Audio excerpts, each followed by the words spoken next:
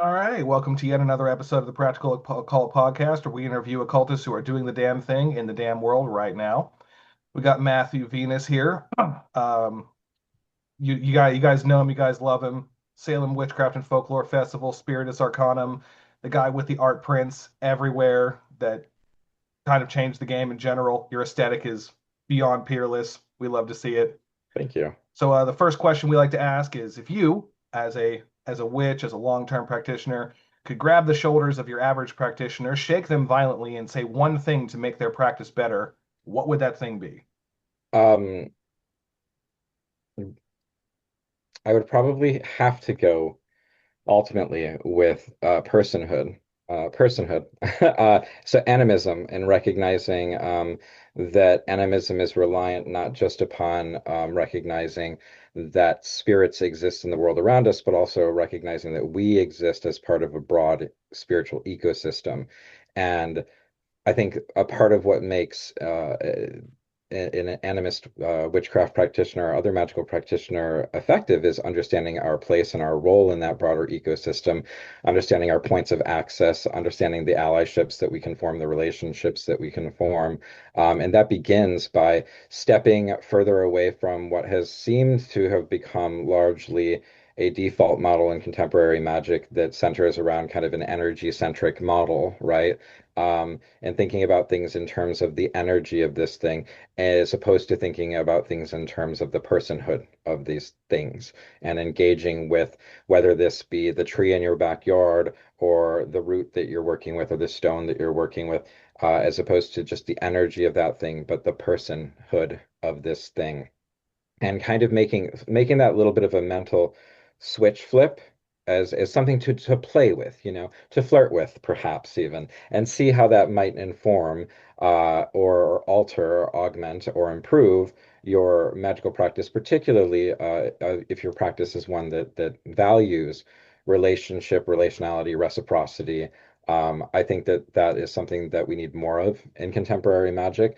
Um, and because I do feel like the landscape out there currently is one which tends to be hyper materialistic and hyper materialist oftentimes, or hyper individualistic.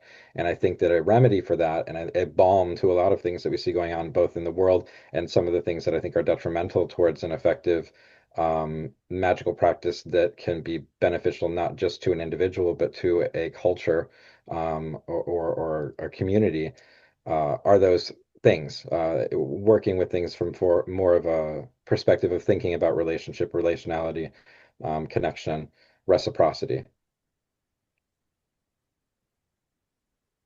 Yeah, that's very interesting. Do you feel that that plays a part in the materia that you work with? Because I know you make a lot of things for Spiritus Arcanum, high quality things, some of which I've bought. Yeah. Well, thank you. Yeah, absolutely. I think that what that means for all of us is gonna play out in different ways, and how that informs our lives and our practices. I don't want it to necessarily come across as fully this like, kumbaya hippie type of a thing. There's creation, destruction. We're better friends with some people than other people. But thinking about personhood and those things does have a large uh, effect on the way that I view the materia that I work with. I oftentimes, when I speak of conjuration, it's oftentimes speaking about, conjuring materia is awakening the personhood of that, aligning to capturing the attention of the personhood of that thing and utilizing that personhood. And we might call it a form of anthropomorphism, but recognizing this as a tool for interfacing with the consciousness of what that thing is, which to me equates with the spirit of that thing is. So I'm just more inclined to speak about like the consciousness or the spirit of things than I am the energy of things. Because also kind of the core of the way that I tend to approach things is an animist perspective that ultimately kind of rests on an idea, at least, of panpsychism. So the idea that consciousness is fundamental to the universe. So all things have a measure of consciousness that we can ideally engage with to a greater or lesser extent, depending upon our capabilities. Um, yeah, it looks like talking to a root, it looks like talking to a stone. It looks like talking to the personhood of that. And sometimes it's very simple, spirit of Ru, lend your virtues of protection and blessing to this oil, to whatever. Sometimes it's a more involved conjuration. Sometimes it is engaging in spirit flight or transvection and engaging with that spirit in the other world and developing a deeper understanding and relationship. Not all of the materia I work with am I best friends with. Some of it is just some folks I'm kind of calling in to help out with what we're doing.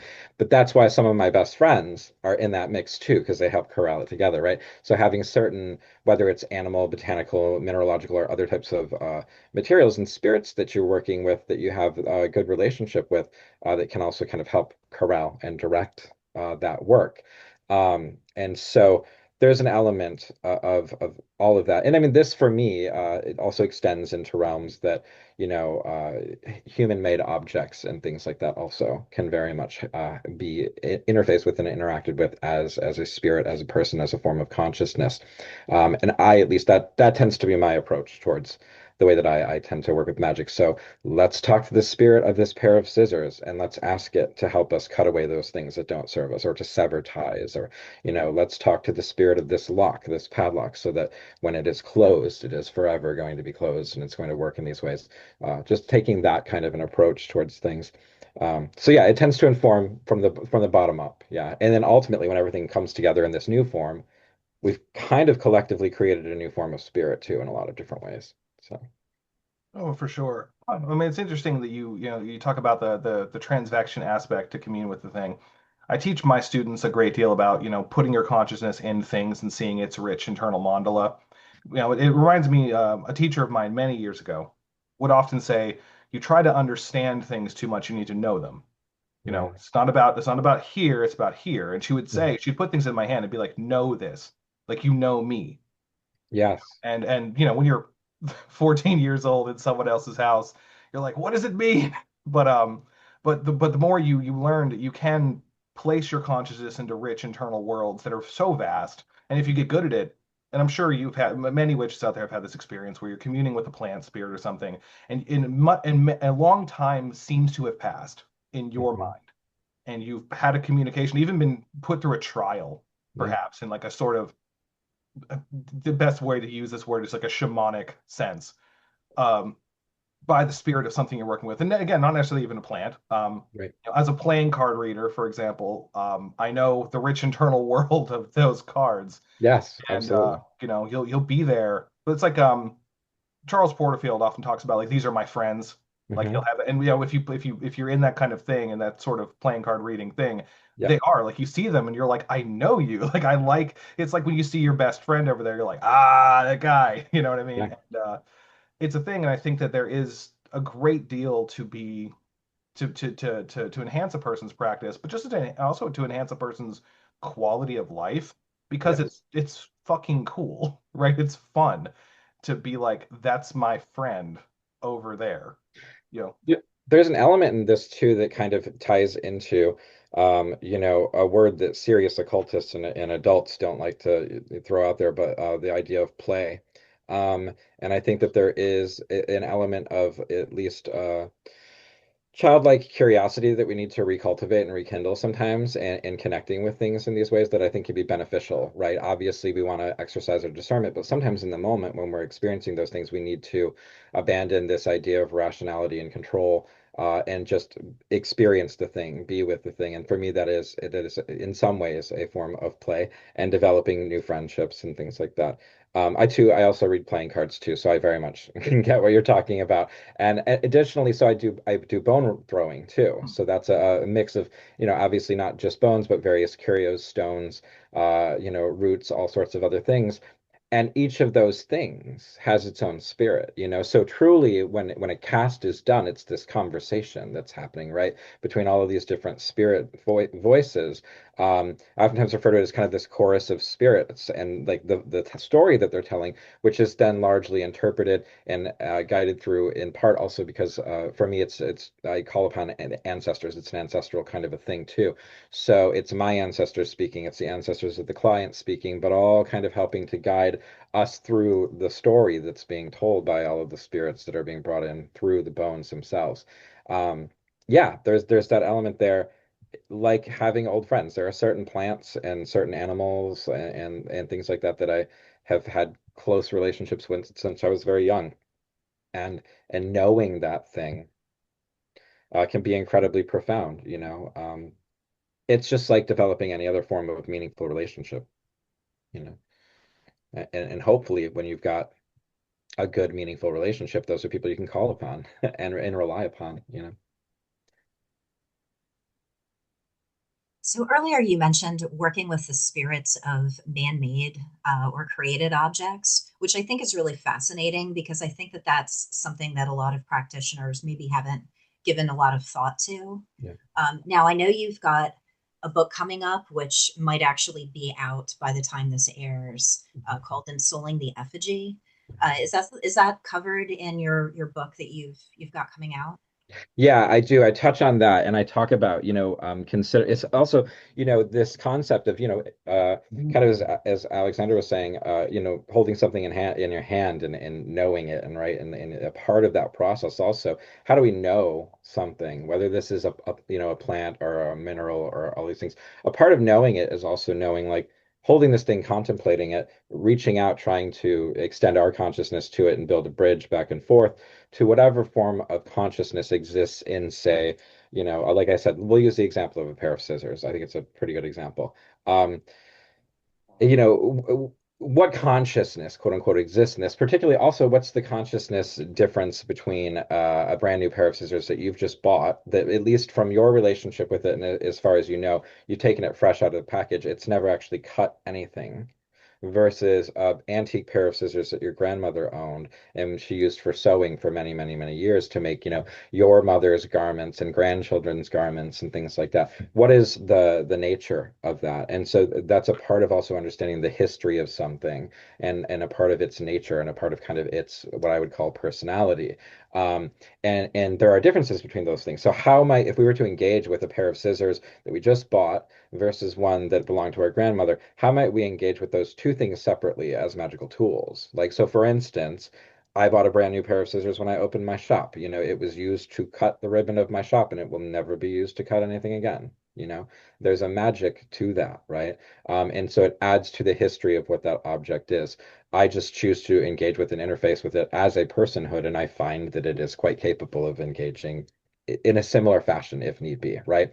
Um, and so I do think that people are hesitant to extend themselves into that way of thinking because I think it's very much animism is something that's largely discouraged, but also pushing animism to that level, right? To say you can have a conversation with a playing card, you can have a conversation with the spirit of a piece of music, or the spirit of a household object.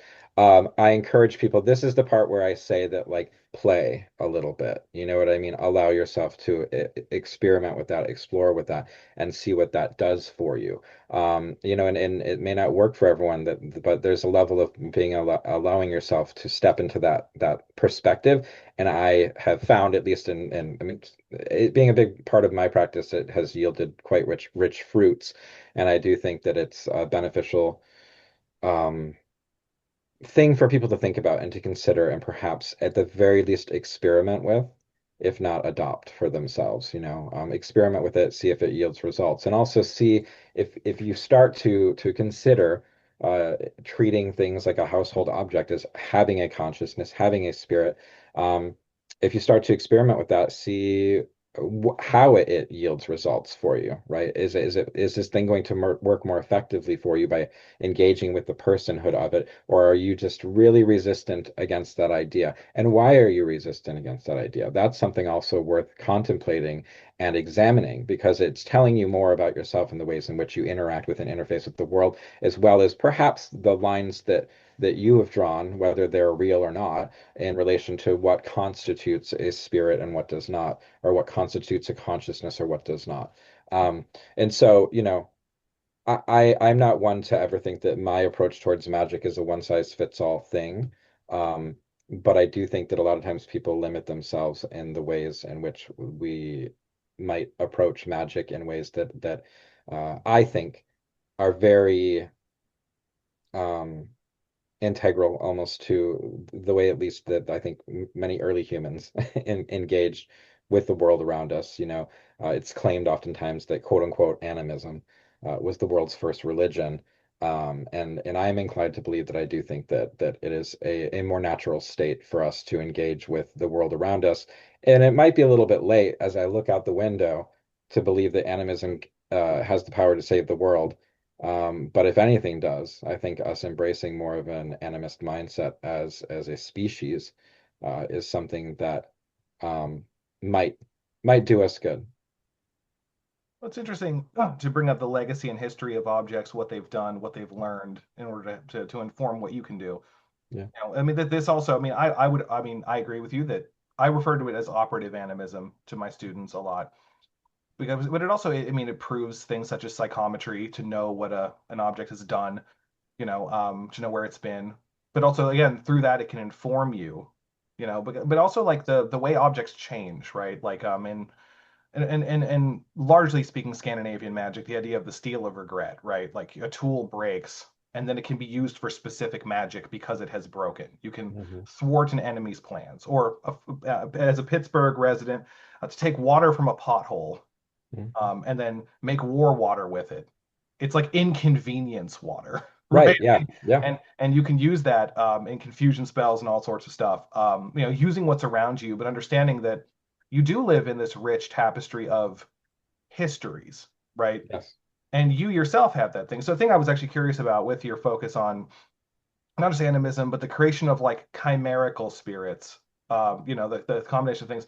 yeah, But an individual person, we have, according to many systems, and I personally have seen this in my own practice, multiple souls within us. Right? Like, for absolutely. example, the sending of the fetch and all these Yes, things. yeah. In your experience, if you were to talk to someone about how we can have the multiple selves of us interact with the multiple selves of other things, right? Like for example, can you send part of you through your grandmother's scissors to your grandmother to Mhm. learn, to daisy chain these psychic events together to not just learn things from her time, see through Right. her eyes, move through her hands, right? Like this is a bit, perhaps this is a more intermediate level practice for people. I'm not saying a person on day one is, unless you are remarkably gifted, which if you are, Right. love that for you. Um, but they'll be able to do this. But truly, like to chain yourself, not just to connect rather Yeah. with the history of things. Like, could you speak to that? I think that's yeah, that's a brilliant question, and there's a couple layers to that, right? Hmm. Um, yeah, I absolutely do come from a multi-soul model, right? At very least, I approach it from a three souls type of model, in the way that I tend to break it down. I refer to like what might be the higher self, and some versions of this is the grand genius, and the middle self as the crafter, and the lower self as the fetch, right? And so, oftentimes in transfection, it is sending the fetch out, right? And so that absolutely can be done. And a part of it too is it's like the history of things, the memory of things does leave an imprint. This is why we can do things like gather dirt from a particular place that a battle happened, right? Because the memory of that still exists. And if we also recognize that time is quote unquote a construct, right? Then in reality, we could say all of these things are currently happening at the same moment. So it's actively conjuring that dirt or conjuring those scissors to access that point of memory, that point in time that then we can connect to. So very much to what you're saying, the idea that you could then daisy chain to get information from an event, or daisy chain that to be as my hands are touching these scissors, so are her hands, or so are her hands, right? And then by this, it could literally become. This is also a way that we can affect the idea of, perhaps quote unquote contagion magic or these things too, right? That if I hold this thing that someone else has held, I could very much reach out and touch them. This functions on that level that we could use warn. I mean, take out DNA, take out tag lock, all of this stuff, but even just the proximity, having been in contact with things, right, can link us to that. It's very much kind of ingrained in a lot of that, right? That because of the history of that thing, because of the memory of that thing, because it had once been in contact with this person or event or witnessed something, we can send our own consciousness forth to gather information, to connect to, for all intents and purposes, engage in forms of like time travel, if we Sure. want to say that. You know what I mean? Um, and to either gather information, but also in some cases gather threads, almost like, to draw a thread back and connect things even more fully from one place to one thing to another. Um, but also, I lost what I was going to say. But also, I was deep in this visual of connecting the threads and went somewhere. But but that we can also gather information, that we can kind of get connective threads, but we can also then influence back and forth either way. So yeah, very that. And I like that's a really good example of what I would call that an intermediate to an advanced practice, because I mean I think the average person, a lot of average witches and contemporary witchcraft don't even engage in spirit flight. So that almost falls into an intermediary category at this point. That's I kind of a hate to say shame, it. honestly. Yeah, it is a shame. I mean, and a lot don't even engage in spirit work. I had to almost change the goalpost for what I think of as intermediate to advanced, because I realized pretty quickly that a lot of I think of spirit work as something fundamental to witchcraft, but it's almost treated as something intermediate in the broader realm of contemporary witchcraft, right? So things like spirit work and transfection almost fall into an intermediate category, where what we're talking about would get more into that realm of advanced, right? But to the point where you're literally jumping from points of contact or points of memory, and utilizing and working with the consciousness or memory or spirit of an object to then jump Mhm. or have more of a connection to another spirit, which is a part of why we do things like put objects that belonged to familiar, family members and things like that on like an ancestral altar, right? Sure. It creates that point of contact. I mean, so what? Just another thing about that. This may be me being on a bit of a soapbox, but it oughtn't to be an intermediate. I mean, again, I came I agree. from. I was Yeah. lucky to have good teachers. This was a fundamental thing, but it's also, if you look at like old heads in folk magic traditions of various sorts, the amount of not candle magic that they did. And again, I love me some candle magic. I'm Yeah, on same. Instagram. I do this shit for a living. I love you don't want me burning a candle on you. You know what I mean? I'm good at it. But you take your students, and I've done this, and any of my students will tell you, I'm like, your homework is to do 5 spells that you use candles for, but you can't use fire. Mhm. Like you have to figure it out somewhere else. Like can Yeah, you do a crossroads spell with no fire? yeah. Like is there a vernal pool in the forest that you walked by? Do you not think that's a portal? Do you not think you can jump into it? Why Mhm. do you think that? Like every folk tale you've ever heard tells you can. Why did you think they lied? Do you think they were stupid? Do you think they didn't stake their lives on these things often? Yeah. And that's the thing. I mean, I'm not saying that fire in magic is not great. We love it, we do it, but I think people use these things as a crutch too much. They use it as like if I can't combust something, I Yeah. can't I can't I can't work you, I can't work it. And Which is incredibly limiting. Yeah. yeah, yeah, yeah, for Very sure, for limiting. sure. And also kind of ahistorical. I mean, certainly there's been the use of fire in magic. Hmm. There's lamp magic before there was candle magic and things like that. But it is most certainly not as, I would say, as prevalent a form of magic, perhaps, as it is, now that you can take really pretty pictures of candle burning altars, But and even post those online. but even Um, getting people to make a lamp spell is like pulling teeth. You know Yeah, what I seriously. And yeah, so there's definitely that. And I mean the thing of it is too, and I mean don't get me wrong, I too love a beautiful candle magic spell, and I enjoy candle magic. It's been one of the things I've done a lot throughout my life, and I'm effective at it. But it is also interesting when we look at historically a lot of magical workings and a lot of magical practices. And sometimes, I mean, if we look at the PGM, there's some relatively complex workings there as far as materia and things like this. But if we look at a lot of other folk magical traditions, sometimes it was as simple as whispering a prayer over a glass of water. Sometimes it was as simple as, hanging a hagstone around your neck, or as simple as, um, you know, uh, rubbing someone over with a cloth that then was tied to a tree to rot mean? off. You know what I mean? Or all sorts of these like simple things that didn't require a lot of materials. And especially when we're talking about more of the things that fall into the realm of folk magic, right? Because we're talking about individuals that didn't necessarily have access to a lot of excessive materials, and they used what was available to them, um, and still did very effective magic. Um, so yeah, I think that it's really worth people kind of examining what you can do without a lot, but also then what are the actual tools that we're working with, right? What's behind our magic, and how is it powered? Is it through spirit relationships and contact, contracting and pacting? Is it through directing of power. How are we directing that power? Um, where is that power sourced from? Um, these are all things that I think are worthy of examination. I had a whole conversation. I was just on a different podcast, and we talked pretty excessively about the use of voice and breath and things like that, and how oftentimes I don't see these things like highlighted as the important, incredibly important aspects of magic and magical practice, that they have been throughout like pretty much all of history. And we see this kind of really present. And so like what are those tools? How you yeah, you can light a candle, but can you truly like empower the voice so that it is now functioning in a way which can alter the fabric of reality? Um, that's something to work towards. I would suggest, Oh, agreed. um, conscious awareness of the power of voice and how we further strengthen, augment, and empower things like the breath.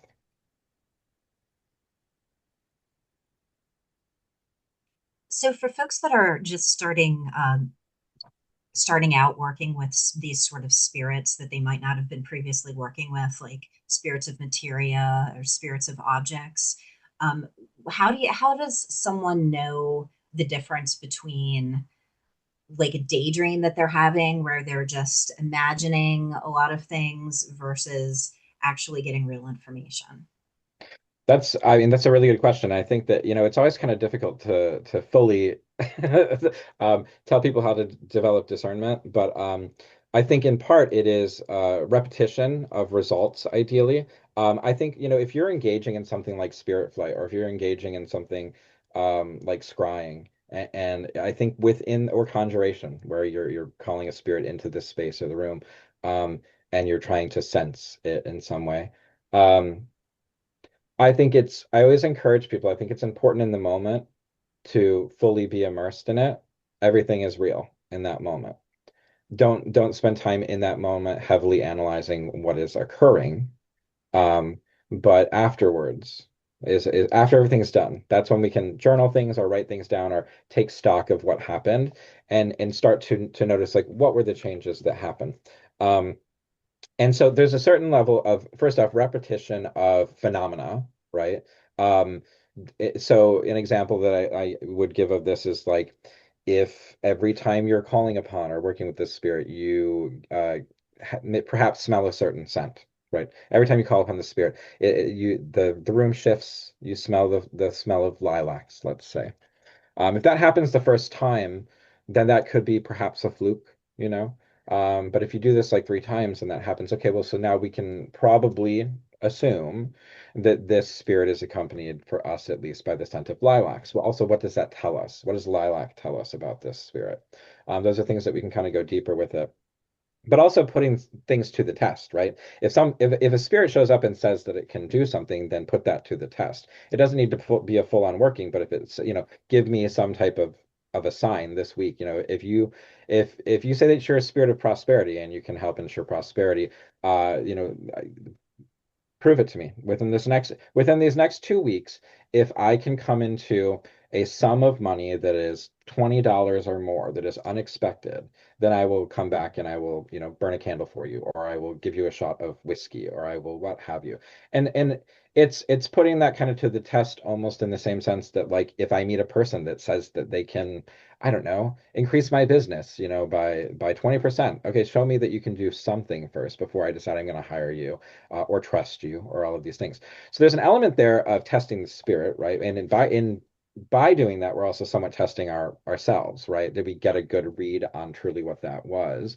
I also um, One of the things that I was planning on kind of talking about today is as one of the things that people can incorporate into their practice is certain forms of divination. That ideally that we can incorporate divination as a form of checks, kind of, in what we're doing. And I think that through incorporating divination to verify the messages that we're receiving, um, we oftentimes are able to more thoroughly develop our trust in our intuition and kind of understand when certain things feel like they're coming from outside of us. What they call is coming from outside of the home.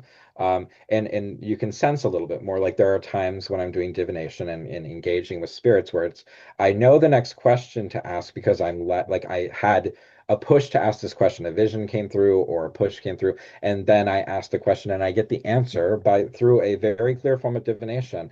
That yes, so that follows. So it's kind of almost those things where it becomes this feedback loop. That the way that um, if you do not have very, very clear mediumistic abilities, like you're not hearing voices very clearly or seeing things very clearly, or all of these other things, there are ways to develop intuition, or trust in our intuition, refine our intuition, I guess is the best way to say it. And divinatory tools, I think certain forms of divination can be beneficial in that. Uh, Testing spirits if they say they can do something, don't trust spirits that tell you everything you want to hear. That's some bullshit. And if a spirit is behaving in exactly the way that you would imagine it would behave, then you're probably a little bit off. Or it might not be that you're not engaging with the spirit. It might just be that actually you're like controlling the reins a little bit too much, because I do think the spirits interface with us through our sensory perceptions, and that is something that we do have a certain level of control over. And so this is a part of when I talk about like entering to play kind of a mindset, is letting go of some of that control sometimes too, um, so that we're not trying to shape Hecate into an image that we expect Hecate to show up in just because we saw it on some artwork online, that's what Hecate is supposed to look like. You know what I mean? uh, if that makes sense. Oh, sure, sure. It absolutely does. So an interesting thing I wanted to bring up about the whole spiritual ecology thing. Mm, So we call on them, mm. but speak, if you could, for a bit about when they can call on us, when they can summon us, especially if I you choose to be in the game. You know what I mean? Yeah, I think that is a pretty huge thing. I think for me, as someone who falls into the realm of a fetish maker, that for me sometimes that really comes through in a form of inspiration. Inspiration and artistry is a form of that for me, where I suddenly have this draw, or this push rather, to craft something into the world that didn't already exist. That is a form of, I feel like, being called by spirits, because then it becomes this cooperative partnership of crafting a physical body for something that is meant to be inspirited. And so that becomes this interesting interplay of things. But of course, there's we can for those that are really heavy on dream work, I'm not necessarily. Spirits rarely come to me through dreams. It's just not a huge part of my own practice. This is why I actually enjoy Spirit Flight so much, because I don't have a tendency to have really vivid dream recall. But this is where transvection can come really heavily. I know some people that have incredibly intense experiences with spirits coming to them in their dreams and telling them specifically, do this thing, make this formula. And so there's that. There's also just, the more we develop our sensory perceptions and learn to kind of just shut the hell up and listen, um, uh, walking through like a cemetery and feeling like a particular gravestone is kind of jumping out, or a forest and a particular tree or a particular stone wants to get our attention and have a conversation. Um, there are those things. I also think that, we can talk about uh, if individuals are having regular occurrences of a particular spirit's name coming up for them, or images associated with them. Oftentimes that is how spirits or deities might connect with people, that have multiple experiences where someone's talking about this particular spirit. Or I mean, if you're in a Hecate forum and people are talking about Hecate, that's probably not it. But like, if uh, but but those types of things, that happen where it feels like someone's tapping you on the shoulder, trying to get your attention, for sure. Another interesting thing about that is just because someone wants to be your friend doesn't mean you have to be theirs. Yeah, yeah. Um, I was gonna you don't say have to that. hang out with and I think that that's a weird thing in some situations where people are like, "Well, I feel that this spirit is calling to me." And sometimes I think it's like this, I got my letter from Hogwarts syndrome a little bit. Just because that spirit is reaching out to you doesn't mean that you like invite them to move in, or you become a god spouse or something immediately. Like Just because someone flirts with you at a bar doesn't mean you have to take them home. Doesn't mean that you have to invite them to move in with you. Like, take your time, get to know things. There are of course situations where there may be very heavy spirit connections that are incredibly fated for an individual. But I think sometimes it's like, I feel that I'm getting a message from this deity, therefore this deity is my patron. Well, no, that deity or spirit might just be trying to convey a particular message to you.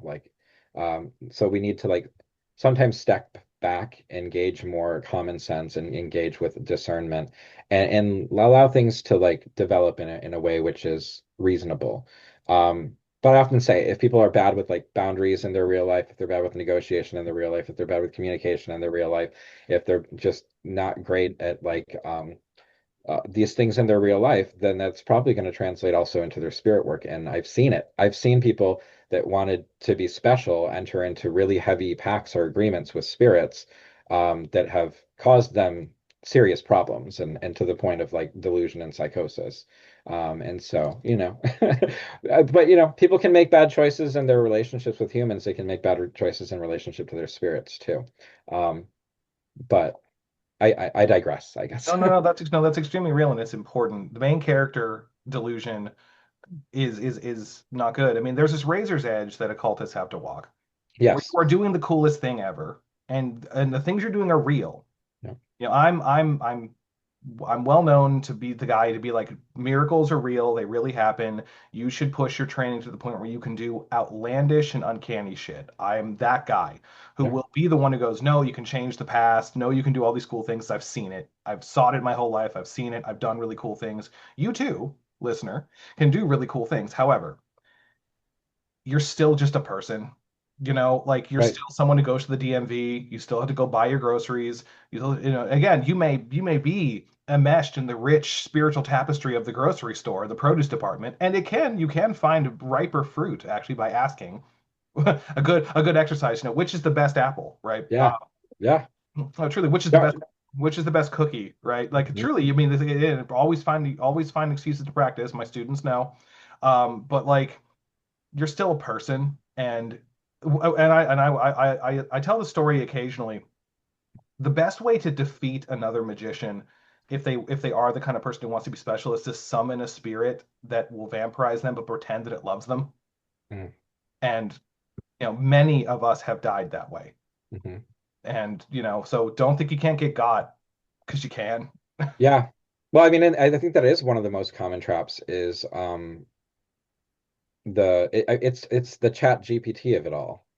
The thing that shows up the thing that shows up and tells you that you're right about everything and you're such a unique creature, such a unique thinker and so amazing, and then it ultimately ends in psychosis and ruin. And it is very that chat GPT is a hungry ghost. Like Oh, make it no is. mistake of it, there are ghosts in the machine, and AI, though there are things about AI that I think are amazing, it's not its fault that it was born into peak capitalism.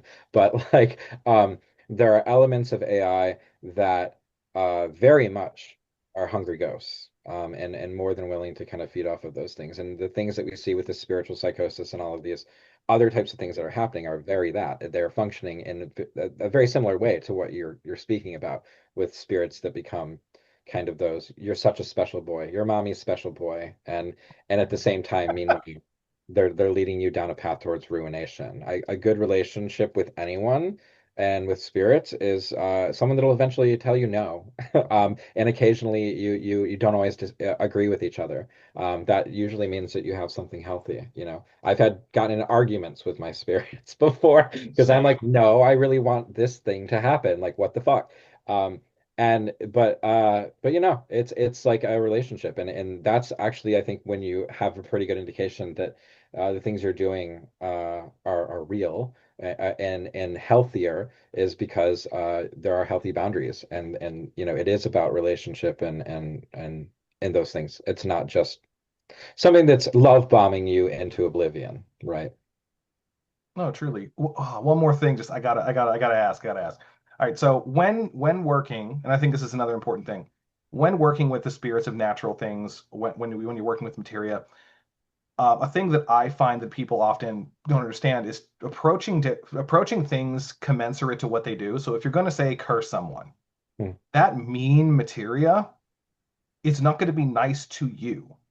Or at least that part of it may Right, not be. right. But it's a mercenary creature in some ways, unless you already have a great relationship with it. But Right. if you're like, you know, oh, I'm gonna, I don't know, powder this brick from a mental institution to make someone crazy, you're going to be riding the lightning on that if you're not careful, which is why, Yes. protection magic is important, wearing your protective amulets while working, Yes. very Absolutely important. that. But if you could speak to that for Well, I think that that is a huge thing, right? Because if we think about these things, I usually refer to them as like spiritual poisons, right? mm, Or toxins, right? You're working with essentially radioactive material, and if you are not wearing proper protections and clothing, you're going to get some of that on you. It's going to have a negative impact upon you or potentially harmful impact upon you. There are spirits out there that are necessary to existence, spirits of hate, of violence, of maybe hate. Hate is, I think, much a human thing, right? But the spirit of violence is a necessary thing. Violence exists in many different forms. Um, the spirits of rot and decay and disease exist for a reason.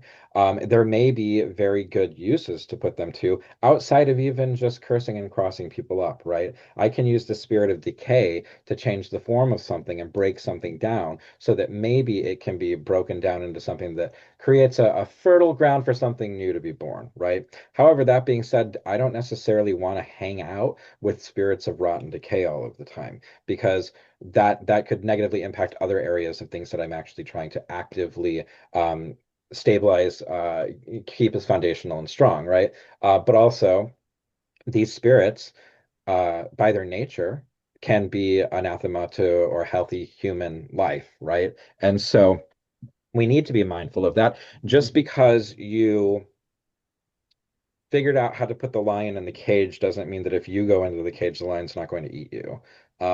You know, and so there's different level. Maybe if you know that lion, the lion knows that you're not going to hurt it, that you feed it, you've got a better relationship with it.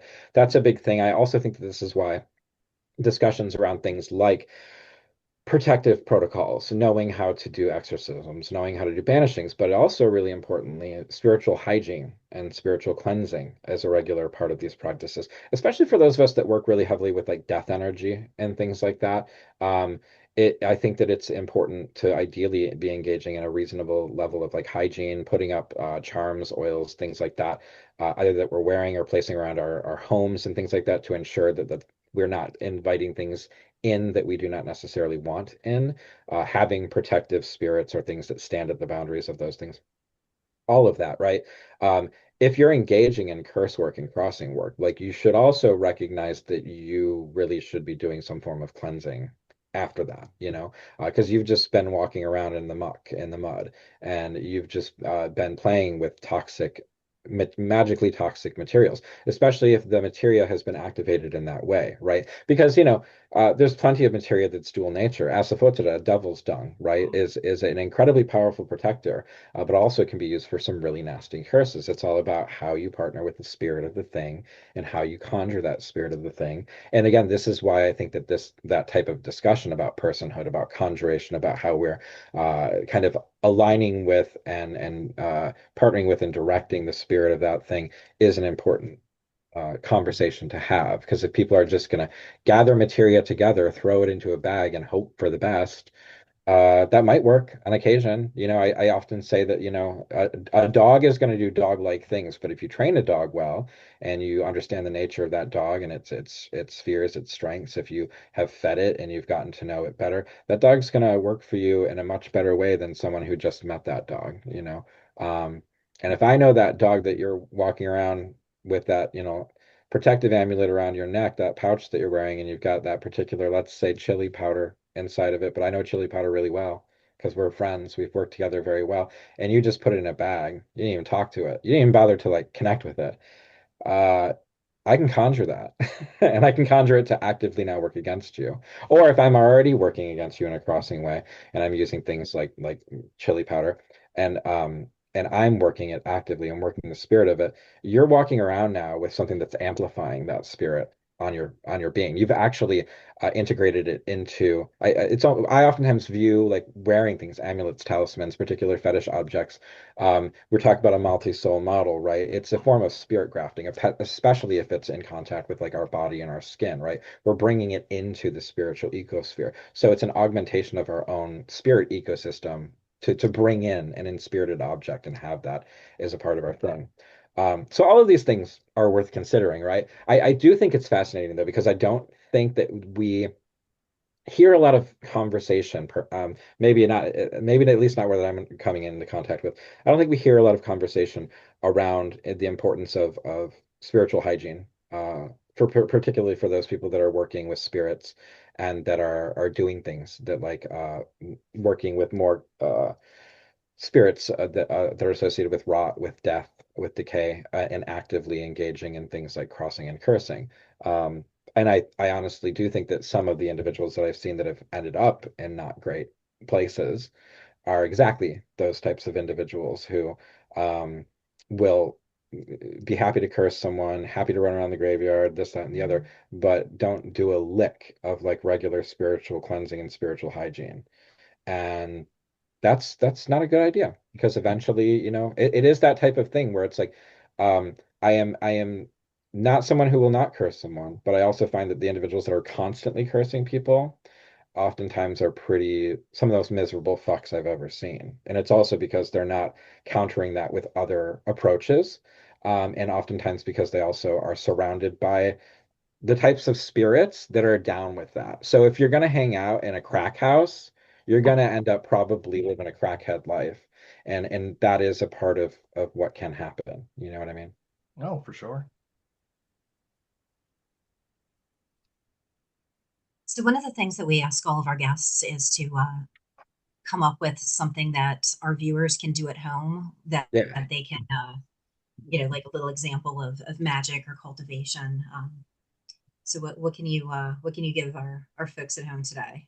So I mentioned divination earlier, and I think that it is really important that if you're going to engage in spirit work, that you have at least some form of divination that is um, reliable, simple, that can help you both develop your communication with spirits, but also ideally your own like trust in your intuition and your drives and things.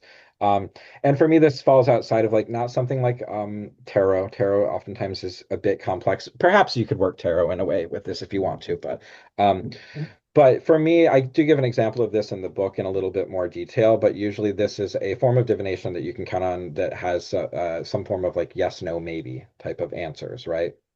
And so, simple enough, you can do this with 3 coins. You can do it with 3 dice. You could do it with playing cards as well. Something that you're going to do a cast of that's 3 items. So with playing cards, well, we use playing cards as the example. Um, for playing cards, you would take a deck of cards, do a consecration over it, prayer over it, awaken it, conjure it, and ideally align it to become a voice piece for something. So, I'm not a fan of divination that speaks to like what's on the other end of the phone, right? Like you need to at least first determine what that is. Could be ancestors, it could be a specific ancestor, it could be a patron deity, it could even be your higher self, quote unquote.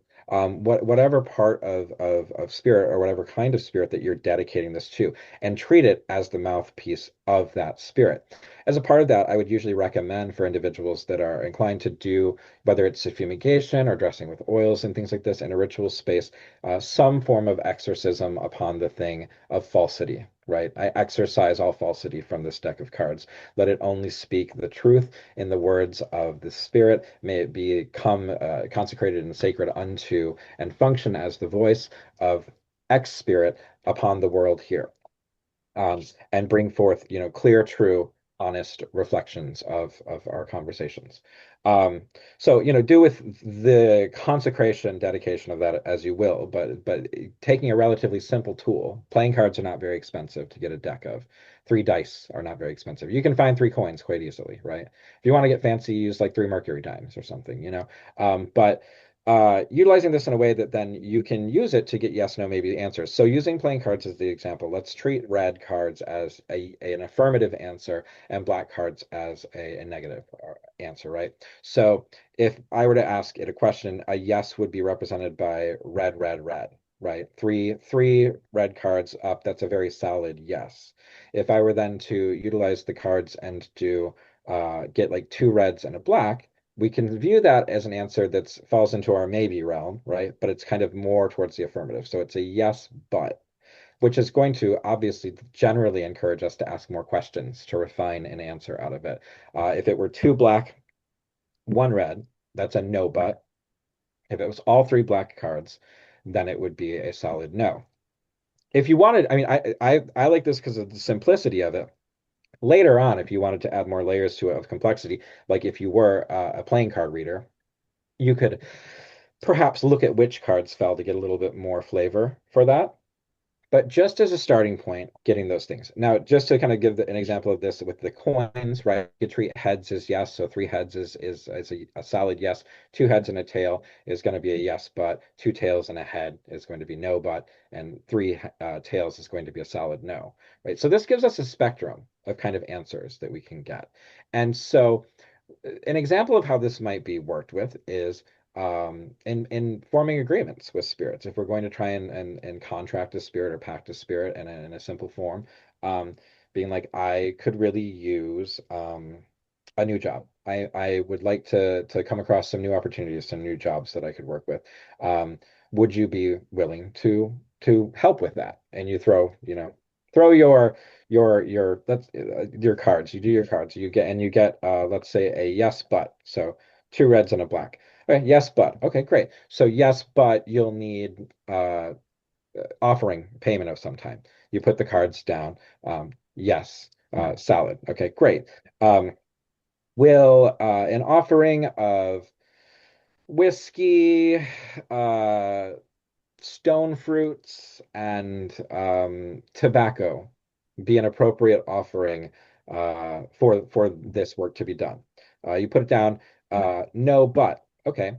So part of what's happening here, and so my next question could be like, no, but. Okay, does something need to be added to that offering? Right? You put down, yes. Okay. Would you also like, would you like seven candles burned for you or something?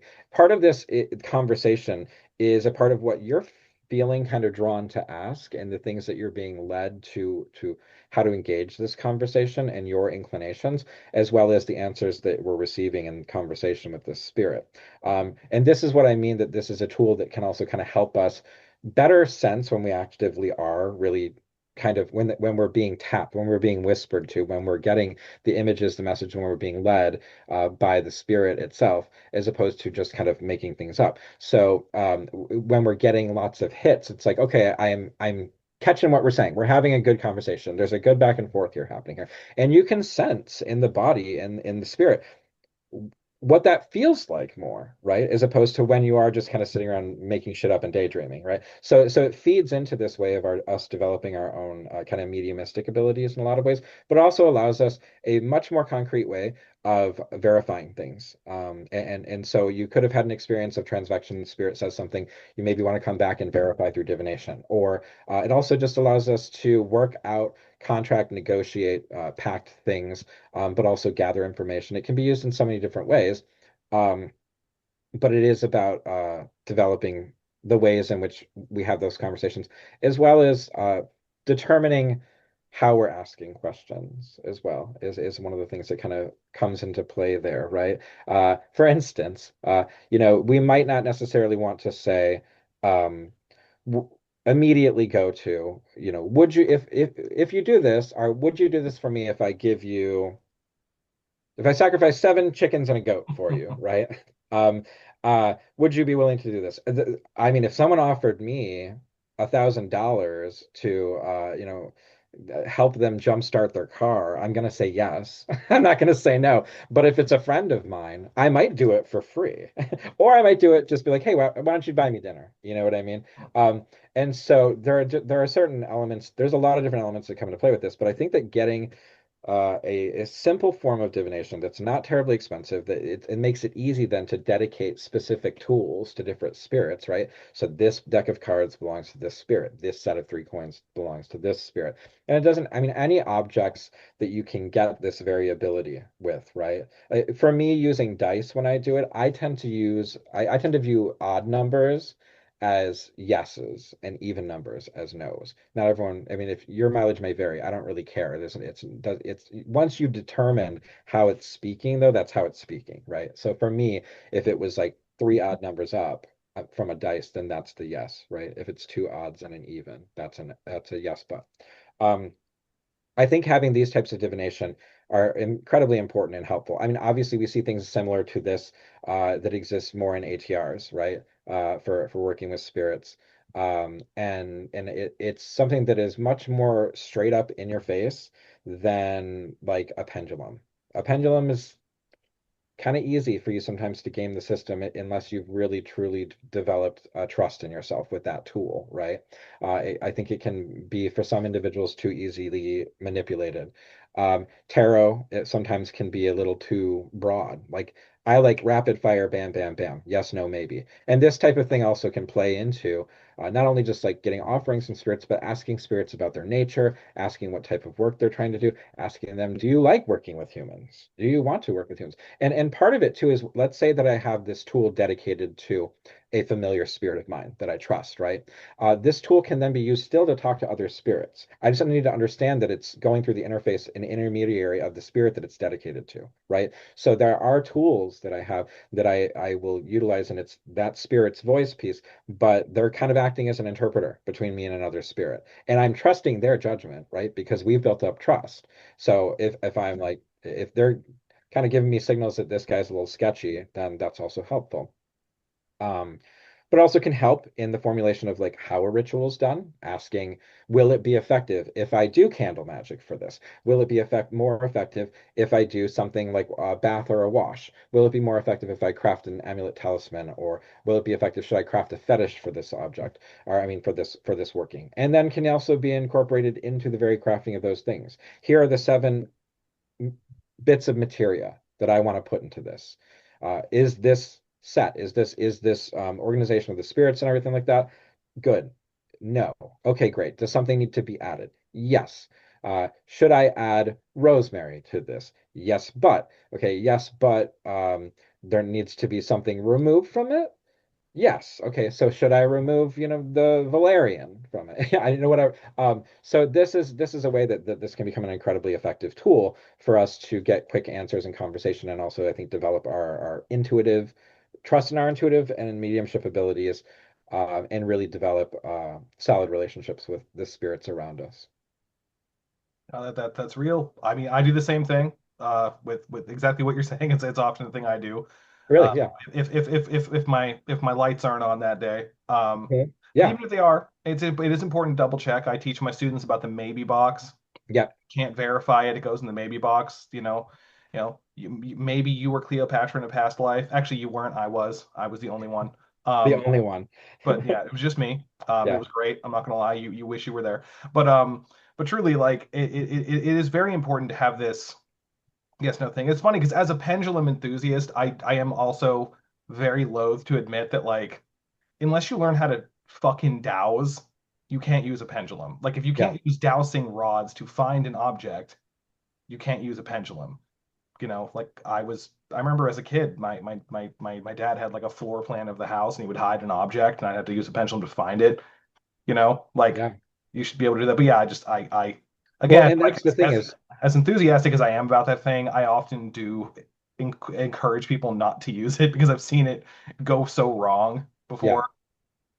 Well, it can be just, again, it can become a yes man for you, Oh where yeah. it's like telling you the things that you want. And I mean, I do like this more solid yes, no, maybe thing for applications when, yeah, you're having an off day, or um, sometimes if you're too attached to the result Yeah. No, of what you're doing, it's good to verify externally. you gotta check yourself for sure. Yeah. Absolutely. And for me, that is like getting a second opinion. And that second opinion is that spirit that I've developed a relationship with. And even if that spirit is a part of self, right? So if we're talking on like a three souls model, if it is, either a voice piece for the fetch self, or a voice piece for the higher self, or what, your personal genius, um, there are ways to work it in that way too. But it also helps cut out some of the static of some of the other voices, right? Yeah. So having these types of tools, I think, are incredibly helpful, incredibly important, and really serve a multitude of purposes. And it's not something that I see terribly frequently in contemporary practitioners' toolbox. No, it's true. Well, we do appreciate you dropping that wisdom because it is one of those behind closed doors, oft spoken things that more people need to hear in public. Very real. Yeah, yeah. Well, Matt Venus, thank you for being here with us. This will be about the end of this episode. Where can people find you? If You can find me at spiritusarcanum.com. That's spiritusarcanum.com. You can also find me on Instagram under the same Spiritus Arcanum. And then also I am you can find me at salemwitchfest.com. I'm one of the organizers of the Salem Witchcraft and Folklore Festival, which is an in-person and online magical gathering with some of the most amazing voices in contemporary magic we are blessed to host every year, and that usually happens every August. And lastly, my book, Ensouling the Effigy, is set to come out at least by October 7th, and that'll be available through my website, spiritusarcanum.com, if you want a signed copy. Or you can also find it through the publisher Cross Crow Books or Amazon or wherever books are sold. It should be, you might even be able to find it in Barnes and Noble, which is kind of cute. So we'll see. Oh, look at Yeah. that. Look at that. Well, all right. Well, thank you for being here. We're very fortunate to have you. And to our listeners, remember, keep doing that magic, keep doing the shit that works, and upgrade your life with it. Thank you.